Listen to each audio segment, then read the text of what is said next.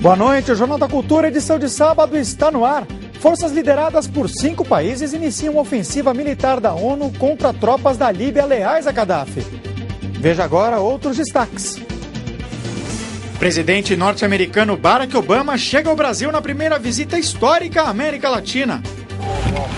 Após encontro com a presidente Dilma, Obama elogia o país, propõe parceria, mas não se compromete com apoio à vaga no Conselho de Segurança da ONU. Governo japonês reconhece que água, leite e espinafre estão contaminados com radiação emitida pela usina nuclear de Fukushima. Morre em Berlim Knut, o urso polar mais famoso do mundo. Os gols da rodada.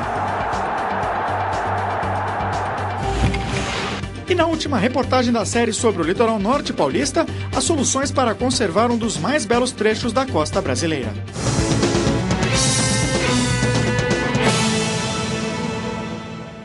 Uma coalizão de 5 países, Estados Unidos, França, Reino Unido, Canadá e Itália, deflagrou neste sábado, com ataques de aviões franceses, a maior intervenção militar internacional no mundo árabe desde a invasão do Iraque. O objetivo é frear o avanço das tropas leais a Gaddafi sobre a cidade de Benghazi. A intervenção militar na Líbia foi anunciada em Paris pelo presidente francês Nicolas Sarkozy no final da manhã. É hora da França, ao lado de seus aliados, assumir sua responsabilidade perante a história. Nossa determinação é total, disse Sarkozy ao anunciar o início dos ataques. Nesse momento, jatos franceses Rafale já estavam a caminho da Líbia, onde bombardearam tanques das forças leais a Gaddafi que participavam de um ataque à cidade de Benghazi, controlada pelos rebeldes. A coalizão contra Gaddafi é formada por Estados Unidos, França, Reino Unido, Canadá e Itália. Outros países, como Itália e Espanha, também prometeram colaborar com aviões, navios e bases de apoio. No fim da tarde, o Pentágono informou que as marinhas dos Estados Unidos e do Reino Unido lançaram mais de 110 mísseis a partir de submarinos posicionados no mar Mediterrâneo para destruir a defesa antiaérea de Gaddafi na cidade de Misrata e Trípoli, a capital do país. 25 embarcações da coalizão já estão posicionadas no mar Mediterrâneo, entre as quais 3 submarinos nucleares americanos. Amanhã deve chegar à região o porta-aviões francês Charles de Gaulle, que saiu hoje do porto de Toulon. Os países da coalizão afirmam que a decisão de intervir foi tomada porque Gaddafi desrespeitou o cessar-fogo e ordenou um ataque violento a Benghazi neste sábado, apesar da resolução da ONU. Os rebeldes foram atacados de forma intensa e de surpresa. A cidade foi bombardeada em vários pontos, deixando dezenas de feridos e pelo menos 8 mortos. Um dos aviões de Gaddafi que participava do ataque foi abatido pelos rebeldes. O vídeo mostra quando o avião é atingido. Depois ele começa a pegar fogo e o piloto se ejeta. O aparelho cai em chamas e explode em uma área da cidade.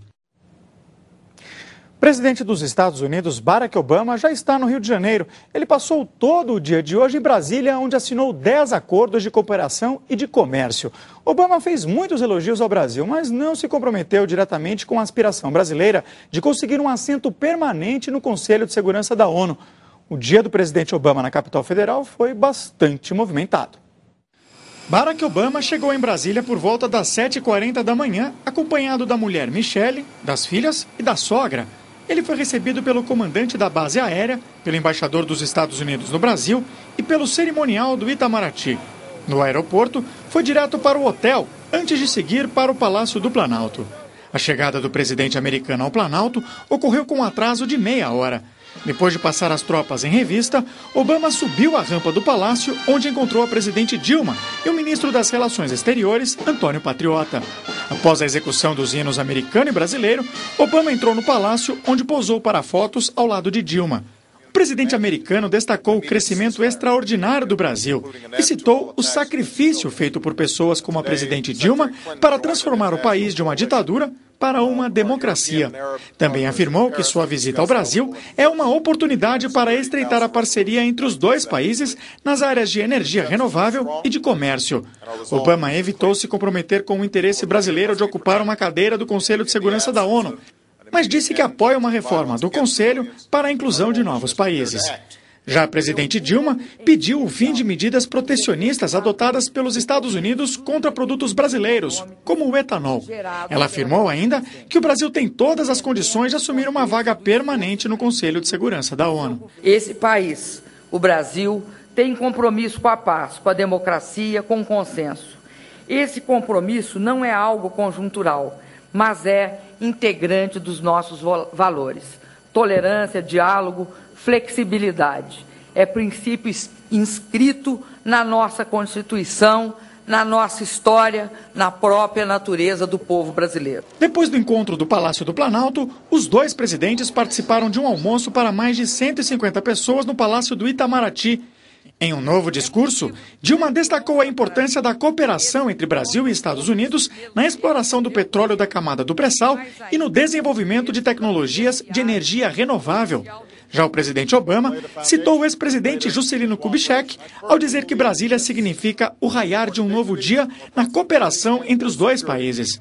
Obama afirmou ainda que pretende ajudar o Brasil no que for possível em seu caminho de progresso econômico. O último compromisso de Barack Obama em Brasília foi um encontro com empresários no final da tarde, promovido pela Confederação Nacional da Indústria. De lá, o presidente norte-americano seguiu direto para o aeroporto, onde embarcou às 7 da noite para o Rio de Janeiro. O Datafolha divulgou hoje a primeira pesquisa de popularidade depois de 3 meses do governo Dilma Rousseff. De acordo com o Instituto, 47% dos brasileiros aprovam a atuação da presidente. 34% acreditam que o governo é regular e 7% ruim ou péssimo. 12% não opinaram. O Datafolha ouviu 3.767 pessoas em 179 municípios. Técnicos da usina de Fukushima, no Japão, anunciaram hoje que conseguiram conectar um cabo de força ao reator número 2, avariado pelo terremoto. Eles acreditam que a partir de amanhã poderá retornar o bombeamento de água para o resfriamento do reator. Enquanto a situação dos reatores continua indefinida, o temor das autoridades é o nível de radiação. As pessoas continuam fugindo da área em busca de abrigo, num centro de evacuação estabelecido fora da área de exclusão de 80 quilômetros. Todos os que chegam, adultos ou crianças, precisam passar por um teste de radiação. Só depois são admitidos no alojamento para desabrigados, que fica em um estádio de futebol. O governo do Japão anunciou que amostras de leite e de espinafre apresentaram radiação acima do normal. A água de Tóquio também foi contaminada, mas em um nível que não faz mal à saúde. A radiação detectada no leite a uma distância de 30 quilômetros da usina de Fukushima equivale à dose de uma tomografia computadorizada, quase 3 vezes a radiação a que o ser humano está exposto normalmente no meio ambiente. Já espinafre colhido a 65 quilômetros da usina apresentou 1/5 da radiação do leite. Fernando Schubach, físico da USP, recebeu a notícia na madrugada de hoje de um colega que é professor na Universidade de Osaka, no Japão. O próprio governo, quando anunciou essa notícia, já anunciou que vai proibir o comércio dessa agricultura produzida ali na região para o consumo, não pode vender, vai ter que estudar algumas soluções. Mas os brasileiros não devem se preocupar. Esses alimentos foram produzidos há meses atrás e embalados. E os alimentos japoneses do futuro vão ser, se estiverem contaminados, nem sairão do país. Com a gente aqui no estúdio está Jorge Okubara, o jornalista, escritor e organizador do livro Centenário, Contribuição da Imigração Japonesa para o Brasil Moderno e Multicultural. Jorge, muito obrigado pela sua presença aqui no Jornal da Cultura. Eu que agradeço. Boa noite, Ricardo. Boa noite, telespectadores do Jornal da Cultura. A gente vê que a população no Japão, apesar desse cenário desolador, está reagindo de uma forma bastante ordenada e eu diria até serena.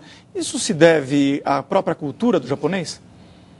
Eu queria observar algumas coisas aí. Primeiro, essa sucessão absolutamente inédita de eventos desastrosos, embora o Japão seja considerado o país mais bem preparado para eventos desastrosos da natureza, essa sucessão de um terremoto de 9 graus na escala Richter e depois um tsunami de proporções absolutamente inesperadas foi que causou esse desastre na central nuclear de Fukushima. Apesar de todas as dimensões dessa tragédia, as dores, os incontáveis as incontáveis perdas familiares, pessoais, materiais pelas quais a população japonesa está passando, há uma certa percepção externa, sobretudo nós aqui no Brasil, à distância de meio mundo, de que a organização da sociedade japonesa tem garantido, pelo menos até o momento, uma certa tranquilidade social. É claro que há incertezas, há revoltas, provavelmente de natureza pessoal, é inevitável que isso aconteça em eventos tão graves como esse, mas do ponto de vista coletivo, o comportamento é surpreendentemente organizado. Isso faz parte muito da tradição japonesa, que os nossos antepassados, meus pais, nossos avós, aprenderam à sua época nas escolas, na cultura japonesa tradicional. Muito provavelmente há diferença na sociedade contemporânea japonesa hoje, mas boa parte desses valores foi preservada e, de algum modo, também os nossos pais, nossos avós conseguiram transmitir um pouco disso para nós. Eu acho que é isso que tem garantido uma certa, chamemos assim, ordem, uma certa tranquilidade, uma certa paz diante da tragédia. Provavelmente em outros países os acontecimentos teriam deflagrado comportamentos sociais um pouco menos tranquilos do que esse. Nós vamos falar um pouquinho mais sobre essa cultura e a vinda dela para o Brasil, mas antes vamos falar um pouquinho mais do Japão. Apesar do risco de novos tremores e da contaminação por radiação, muitos brasileiros que vivem no Japão não querem deixar o país. Filha de japoneses, a brasileira Rosa Sato acompanha a situação dos mais de 50 parentes que estão no Japão. A minha tia comentou que é pior do que a Segunda Guerra Mundial que eles estão vivendo, porque a situação assim, a falta de alimentos, a falta de eletricidade, carros sendo abandonados nas ruas, estradas, porque estavam sem combustível. Hoje Rosa falou com o irmão pela internet. Jorge mora em Nagoya, longe da usina nuclear de Fukushima, e trabalha na Toyota. Meu Deus, quando será que vai entrar, né, na normalidade, não é mesmo? Quase 80% diminuiu, né? Apesar das dificuldades, Jorge não pensa em voltar para o Brasil. Porque precisamos lutar aqui para recuperar o Japão, né? Levar o Japão para frente de novo, né? E eu acredito que esse é o sentimento de todos lá. Nós temos que reerguer o Japão, né? Eu fiquei orgulhosa dele falar isso. A vontade de ficar no Japão para ajudar a reconstruir o país é um sentimento cada vez mais forte entre os decassegues, brasileiros que fizeram o caminho inverso